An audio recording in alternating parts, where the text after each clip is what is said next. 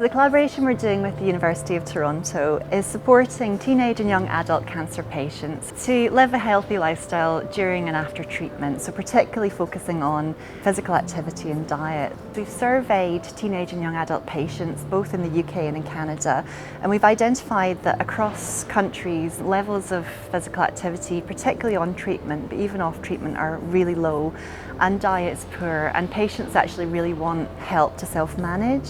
We've interviewed healthcare professionals and we've identified a real training need. So healthcare professionals want to give this advice in clinic, but they don't have the confidence to necessarily deliver lifestyle advice, so they really want some evidence-based support. So the work we're doing is hopefully going to bridge that gap. We've been doing a lot of work through this collaboration to try and identify what resources they might need and also to develop some of those resources. Thanks to advancements in treatments, young adults who have been diagnosed with cancer are expected to live a full life.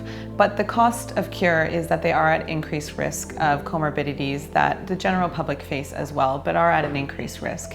In which case, we want to make sure that we're reducing that risk and mitigating that risk by living a healthy lifestyle. By working with the University of Toronto, then we're better able to understand the commonalities and differences between health professionals working in the UK and Canada. And by looking at these commonalities and differences, we can understand whether or not there's a need for international policy or international interventions to address health behaviour change for young people with cancer, or if it's something that needs to be tailored towards the care systems within each of those countries. This collaborative piece of research between UCL and University of Toronto is enormously important, not only for now, but for future generations of healthcare professionals and young people who will go through cancer treatment.